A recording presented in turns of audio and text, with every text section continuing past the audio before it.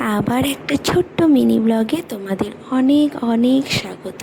তো আজ হচ্ছে 23শে এপ্রিল, বৃহস্পতিবার। আজ আমাদের এখানে রয়েছে ভোট।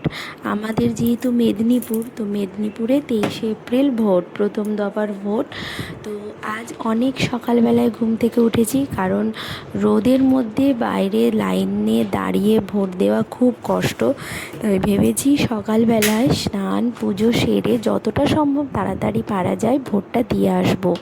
আর এদিকে আমি ওয়াশিং মেশিনে জামা কাপড় আর সাথে বেডশিট সব কিছু যা জমা হয়েছিল সেগুলো দিয়ে দিলাম। আমার এই ওয়াশিং মেশিনটা হচ্ছে ওয়ার্লপুলের ওয়াশিং মেশিন। তো এটার মধ্যে আমি সব কিছু দিয়ে স্নানে চলে যাই, স্নান করে আবার পুজো করে নিই। তারপরে এসে দেখি যে এটা কমপ্লিট হয়েছে। একটু টাইম লাগে। তোমাদের কাদের ওয়াশিং মেশিনে কতটা টাইম লাগে আমাকে জানিও। আমারটাতে প্রায় অলমোস্ট ধরে নাও 1 ঘন্টা টাইম লাগে। তবে ব্যাপারটা যেটা হয়েছে যে যেহেতু আমাদের একতলা বাড়ি, তো ওয়াটার ফ্লোটা সেরকম তো স্পিডে হয় না। যদি দুতলা বা তিনতলা বাড়ি হতো আর সেখানে যদি একতলাতে রাখা যেত তাহলে ওয়াটার ফ্লোটা বেশি হতো, যেটা আমাদেরকে এই সার্ভিসিংয়ের সময় বলেছে। তো সেটাই তোমাদেরকে জানালাম। তো তোমাদের অভিজ্ঞতা কেমন আমাকে অবশ্যই জানিও।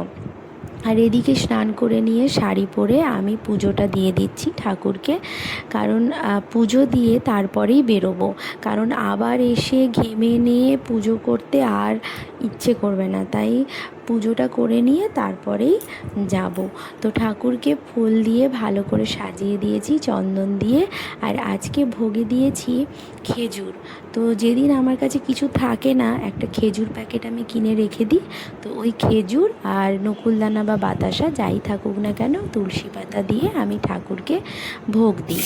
তো এরপরে ভোট দিয়ে এসে আমি এদিকে রান্না করে নিচ্ছি। এই গরমের সময় সব কিছুই আমি তাড়াতাড়ি করে নিই। রান্নাটাও যতটা সম্ভব চেষ্টা করি 12টার আগে শেষ করে নিতে, কারণ 12টার পরে রান্নাঘরে এত গরম লাগে। যারা আমরা রান্না করি তারা সত্যিই জানি। যারা রান্না করে না তারা হয়তো ভাবে যে আমাদের রান্না করাটা এমন কষ্টের কাজ।